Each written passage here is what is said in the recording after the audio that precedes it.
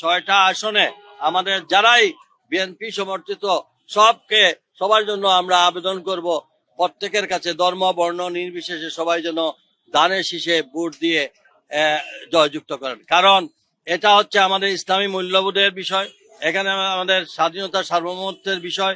আমাদের চিন্তা করতে হবে 17-18 বছর আমরা ভোট দিতে পারি নাই, আমাদের এই অধিকারগুলো ফিরিয়ে আনার জন্য যদি আমরা ভুল সিদ্ধান্তে যাই তাহলে দেশ একটা অতল তলে যাবে। আমরা কোনো গোষ্ঠী কাছে জিম্মি হওয়ার জন্য আমরা সব সময় ফ্রিডম নিয়ে এই দেশের জনগণের জন্য কাজ করছি। আমার বিশ্বাস, নগরবাসীর কাছে আমার বিশেষ করে আবেদন, আমি আপনাদের সেবক হিসাবে এবং দীর্ঘদিন আপনাদের আমার সহকর্মী কাউন্সিলরদেরকে নিয়ে যেটুকু করেছি আপনাদের জন্য করে, আপনাদের ভালোবাসা নিয়ে বিগত দিনগুলো আমরা কাজ করতে পেরেছি। আগামী দিনেও এই এলাকার উন্নয়ন, সার্বিক উন্নয়ন, আমরা যেখানে থাকি না কেন সিলেটের উন্নয়নের প্রশ্নে আমরা একসঙ্গে একজোটে কাজ করি। আমরা শঙ্কিত না, এই জন্য এইটা সম্বন্ধে মানুষ ভালো করে জানে কারা এই সাইবার বুলেটিং, তারা এই যে এআই দিয়ে বিভিন্ন মানুষের চরিত্র হননের জন্য তারা এইসব কাজ করছে। মুখে ইসলামের আরেকটা সংজ্ঞা ছিল যে কারো বিরুদ্ধে প্রচারণা মানে কুৎসা রটনা, বিপদ দেওয়াটা ইসলামী দৃষ্টিভঙ্গিতে সম্পূর্ণ গর্হিত অন্যায়।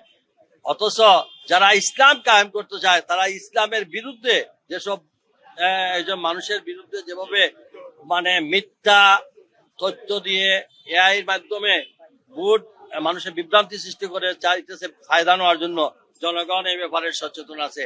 কারণ তার এইসব বিষয়ে আমার মনে হয় অতীতেও মানুষ ভুল করে নাই, ভবিষ্যতে ভুল করবে না ইনশাআল্লাহ। আরিফুল হক সাহেব এই নগরের দুইবার মেয়র ছিলেন এবং বিএনপির প্রতিনিধি হিসাবে মেয়র ছিলেন।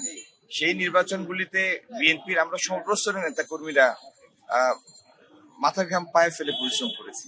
আমাদের সামগ্রিক উনি যে উন্নয়নমূলক কাজগুলি করেছেন সিলেটে, সেটি ছিল আমাদের সামগ্রিক কর্ম প্রচেষ্টার যে একটা সার্থকতার মুখ দেখেছে, সেটার প্রতিফলন ছিল উনার উন্নয়ন কাজগুলি।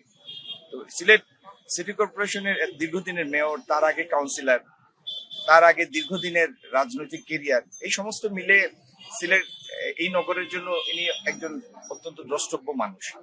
আজকে আমাদের সাবেক মেয়র, যিনি অন্য একটি আসনে আমাদের প্রার্থী, সিলেট 4 আসনে, তার সেই কর্মব্যস্ততা সত্ত্বেও তিনি এখানে সময় দিয়েছেন। আমাদের সাবেক কাউন্সিলররা তারাও রাত দিন পরিশ্রম করছেন। তো তার এই আজকের প্রচারণা আমাদের সামগ্রিক প্রচারণার মধ্যে একটি নতুন মাত্রা যোগ করবে। নির্বাচন নিয়ে সংখ্যার্থ আমি কোনো কিছু দেখছি না। হ্যাঁ, আমরা নির্বিঘ্নে প্রচারণা চালাচ্ছি। আর একটা জিনিস মনে রাখবেন, যারা পিছিয়ে থাকে বা যারা বিভ্রান্তির রাজনীতি করার চেষ্টা করে, তারা সময় সময় বিভিন্ন ধরনের ধোঁয়া তুলে চাইবে যে না, ভোটাররা যাতে না আসুক, বিভিন্ন ধরনের গুজব ছড়াবে। আপনারা সমাজের সব থেকে সচেতন মানুষ, গণমাধ্যম কর্মী, কোনো গুজবের বাহন হবেন না আশা করি, আর গুজব ছড়াতেও দেবেন না। সম্পূর্ণ নির্বিঘ্নে পরিবেশে নিরাপদে ইনশাল্লাহ ভোট অনুষ্ঠিত হবে। আমাদের সামগ্রিক প্রচারণার মধ্যে একটি ভিন্ন মাত্রা যোগ হলো, কারণ তিনি তার আরিফুল হক চৌধুরী তো আমাদেরই একজন, আমরা তো বিএনপির, এবং গত 15-20 বছরে আমাদের সামনে যতগুলি আন্দোলন এবং নির্বাচন এসেছে, 2টা সিটি কর্পোরেশন, 18 সংসদ নির্বাচন, আমাদের আন্দোলনের ধারাবাহিক কর্মসূচি, সবগুলি সিলেটে আমরা এক হয়েই পালন করেছি, সমগ্র বিএনপি।